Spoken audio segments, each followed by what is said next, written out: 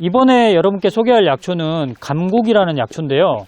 감국은 생각보다 야생에서 여러분이 보기가 쉽지가 않습니다. 지금 이렇게 노랗게 지금 피어 있는 꽃 있죠. 이게 9월부터 펴요. 9월부터, 그러니까 추석 즈음 전후해서 피기 시작해서 지금이 10월 거의 말 가까이 되고 있잖아요. 그러니까 우리한테 꽃을 보여주는 기간이 뭐 2달 정도는 충분히 되는 거죠. 이 감국을 여러분들이 교과서에서 배웠죠. 어떤 약효가 있어요? 예, 일단은 감국은 누가 뭐라 해도 눈 쪽이에요. 근데 눈에서도 우리가 이제 눈에 쓰는 약들이 몇 가지가 있어서 약간의 구분이 필요한데, 감국은 써야 될 사람들이 특징이 뭐냐면 화가 이렇게 치밀어 올라왔을 때 감국이 열을 꺼주는 약이거든요. 그러니까 열을 몸 밖으로 빼줘서 눈의 충혈이나 눈이 충혈되고 나면 나중에 눈 시력이 떨어져요. 그렇기 때문에 이제 그거를 이제 예방하고 치료하는 차원이긴 한데, 우리가 방안이 덥다 했을 때 이 방안을 시원하게 하는 목적으로 방법이 2가지가 있을 수 있어요. 첫 번째는 에어컨을 킨다. 두 번째는 창문을 연다. 이 감국은 어느 쪽일까요? 창문을 연다예요. 그 얘기는 에어컨을 싫어하는 사람한테는 적합하지 않은 약이 될 수도 있다는 뜻이죠. 에어컨 싫어하신 분? 이 싫어하시는 분 많잖아요. 이런 분들은 몸이 차갑잖아요. 몸이 차고 좀 기능이 떨어져 있을 가능성이 있는데, 이런 분들이라고 화가 안 나요? 살면서? 나요. 나잖아요. 네. 이런 분들도 역시 화가 나서 그 화는 위로 올라가죠. 위로 올라가서 어떤 경우 구내염, 코피 또는 눈충혈, 그리고 시력 저하, 두통 이런 거 발생시킬 수 있거든요. 이런 분한테 감국을 써야 된다고요. 근데 반면에 그러면은 몸이 건장한 사람, 열이 많은 사람, 이런 사람이 같은 경우 화가 많이 난 거죠. 그래서 눈이 충혈되고 시력이 떨어지고 두통이 있고 이럴 때는 어떤 약을 쓰는 게 좋을까요? 예? 목적 아니에요. 구기자 아니에요. 그렇죠. 결명자나 또는 우리 전복 껍데기 뭐라고 그러죠? 석결명이나 이런 약은 에어컨에 해당돼요. 그러니까 열불 나는 경우에 에어컨으로 그냥 팍 식혀주는 거죠.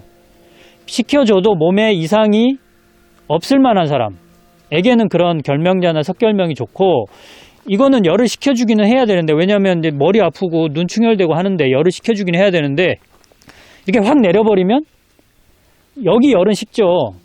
근데 몸 전체에 무리가 간다는 거죠. 그런 경우에는 그러니까 추위 타는 사람한테 에어컨 바람 계속 쏘이고 있어봐, 이러면 어떻게 될 것 같으세요? 문제가 발생해요. 근데 그런 경우죠. 그러니까 감국은 몸이 좀 연약한 분들이 눈에 문제가 있을 때, 그럼 눈의 문제는 일단은 시력 저하일 수도 있고요. 아니면 눈앞에 뭔가 이렇게 보이는 증상일 수도 있고, 아니면 여러분 눈물 나는 사람 있으세요? 그런 분들한테 써요. 감국은 눈물 나시는 분들한테. 자, 그리고 감국을 쓸 때 가장 같이 쓰면 좋은 약이 혹시 어떤 거가 있을까요? 맞아요. 역시 박정란 선생님 배우신 분이네. 감국하고 짝이 잘 되는 약초는 하나만 꼽아라 하면은 구기자가 좋아요. 구기자가. 이유는 구기자도 약한 사람한테 쓰는 약이거든요. 원래가 약하신 분들한테. 그래서 구기자와 감국이 짝이 잘 맞고, 그리고 눈에 눈물이 많이 난다 했을 때 짝이 같이 했으면 좋을 것 같은 약초는 또 뭘까요? 방금 이게 눈물 나는 증상, 이게 안구건조증 증상도 눈물이 나잖아요. 그런 증상에 같이 쓰면 좋을 것 같은 약초. 맞아요. 여러분 공부 어디서 배웠어요? 아, 예. 자, 목적이라는 약초가 있죠. 이게 식물 이름으로 속세라고 그랬어요. 이 약초도 역시 눈물 나는 증상에 사용을 하기 때문에 사용을 할 수가 있는 약초죠. 그래서 구기자, 감국, 목적 이렇게 3가지를 같이 쓰시면은 안구건조증 증상, 그러니까 눈물이 좀 나거나 뭐 빡빡하거나 이런 증상에 사용할 수가 있다는 거죠. 자, 오늘 감국은 복용량은 6에서 12g이에요. 말린 것 기준으로. 근데 여러분 생각을 해보세요. 꽃이잖아요. 꽃을 쓰는 거예요. 꽃을 말려서 6에서 12g 1회 복용량. 많아요, 적어요. 예, 적은 양은 아니에요. 목적성을 갖는다면 어느 정도 양이 돼야 된다는 뜻이에요. 예. 감국에 대해서 혹시 질문? 감국이나 결명자나 다 지금 이 시기네요. 모든 게 다요. 감국은 사실 여러분 꽃이 펼 때 따야 돼요? 피기 전에 따야 돼요? 예, 이 피기 전 게 있나요, 지금? 있어요, 여기. 있어요? 아, 아니에요, 몽울이에요. 예. 피기 전에 이 봉오리 상태일 때 이때 따시는 게 좋아요. 이유는 여러분 핀 꽃을 이따가 유심히 한번 쳐다보세요. 그러면 이 화분들이 다 벌들이 다 가져가고 없거든요. 뽕뽕뽕뽕 뚫려져 있는 걸 볼 수 있는데 그게 우리가 또 써야 되는 거잖아요. 그렇기 때문에 완전히 펴버려 가지고 벌들의 습격을 받은 것들은 약효가 떨어진다라고 생각하시면 돼요. 예. 이게 감국이라는. 예, 안에 노랗게 있는 게 이게 감국이에요. 예. 예. 또 질문 있으세요? 교수님, 그런데 네. 이거를 야생에 있는 거를 캐다가 아파트에 갔다가 심으면 심었다. 예. 약효가 글쎄요. 이게 감국은요. 해안가에 약간 따뜻한 곳에 자라거든요.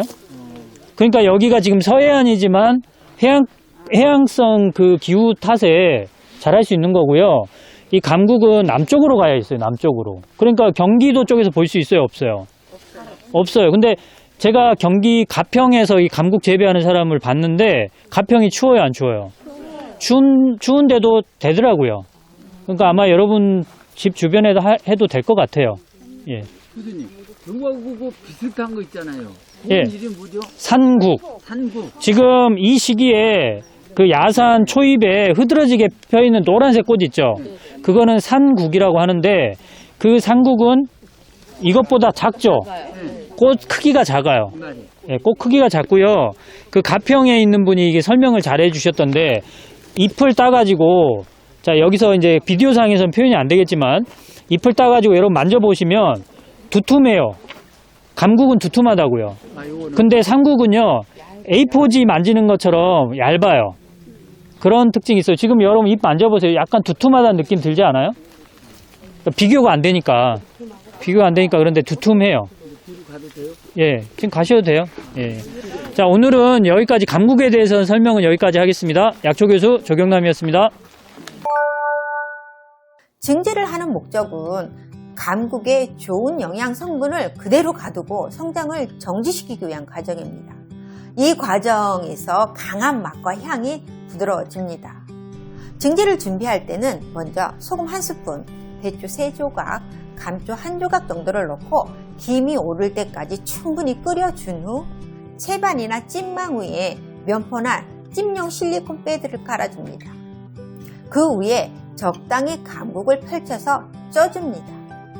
너무 두껍게 깔아주면 습이 제대로 들어가지 못해서 색이 변할 수 있습니다. 이때 찜기의 가장자리에 김이 오르고 향기가 나면 불을 끄고 식혀줍니다. 식힘 시 부채를 이용하여 빠르게 식혀주면 감국의 노란색이 유지됩니다. 이후 바람이 잘 통하는 음지에서 최소 8시간은 건조를 합니다. 건조 시 전용 판넬이 없으면 전기장판에 한지를 깔고 건조를 해도 됩니다. 건조된 감국은 통꽃이라고 그랬죠? 겉은 바삭해 보여도 속은 촉촉합니다. 8시간 정도 건조 후 저온으로 덮어주고 식혀줍니다. 맛을 조금 깊게 내기 위해서 열을 주어 고온으로 덮어줍니다. 덮음 시 꽃에 충분히 열이 들어가도록 뒤집어주면서 덮음을 해줍니다. 덮음이 끝난 감국은 습기를 체포하고 병에 넣어줍니다. 바로 드시는 것보다 30일 정도 경과 후에 드시면 숙성된 감국차의 맛과 향을 좀 더 풍부하게 즐길 수 있습니다.